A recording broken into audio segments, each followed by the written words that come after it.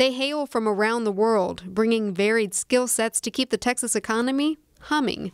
But each year, thousands fall victim to the risks that workers' advocates say arise in a state that imposes minimal regulations on employers. This is the miracle. The companies can come here. They don't have to pay very much to do business here.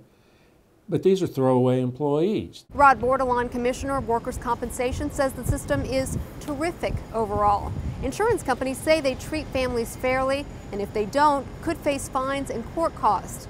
Many Texas politicians argue that minimal industry regulation means more jobs and more money in workers' pockets. But for many Texas workers, getting hurt on the job can transform politicians' economic miracle into a nightmare.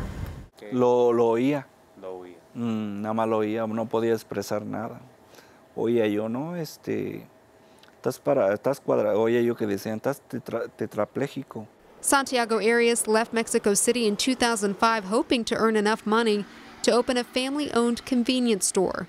Arias, an undocumented immigrant, landed a job with a Houston contractor. In less than 2 years, 2 separate workplace accidents left him blind in one eye and paralyzed from the chest down. The contractor, Gary White, denied responsibility for Arias' injuries and said his workers were responsible for buying and wearing their own safety gear.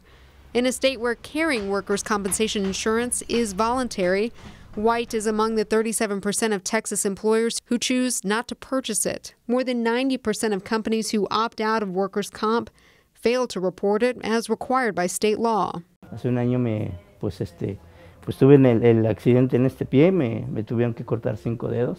Javier Bautista lost half his foot after he stepped on a nail on another Houston construction site. He says he never even got paid for his work, and he certainly did not receive any workers' comp benefits. But even when employers do offer workers' compensation, navigating the system can be mind-numbing for injured workers and their families. But they kept delaying and putting it off and saying, no, go see this doctor, go see that doctor. LLOYD SNYDER, a former nurse, suffered nerve damage after a patient punched him violently. He says the workers' compensation insurance company continually delayed his request for a surgery to repair the damage. The wait, he says, made the injury permanent, and doctors told him he would be on pain medication for the rest of his life. You're just depleted. You have nothing left. You've argued it, and you've won twice, and now you and your children get sued.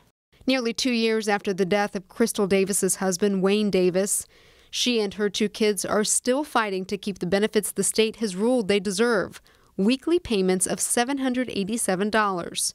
Wayne Davis, a Burger King sales and profit trainer, died in a car wreck in 2012 on his way to a franchise. The company's insurance carrier, which declined to comment for our stories, sued Crystal and her 2 children, Cash and Lucy, arguing that Wayne had deviated from his route and was not in the course and scope of the job when he died. While state leaders tout the Texas miracle and urge other companies to move here too, some workers say the money just isn't worth the risk. I would advise the people, if you're in a state that's got a good work comp system, stay there. Don't come to Texas. This is Alana Rocha reporting for the Texas Tribune.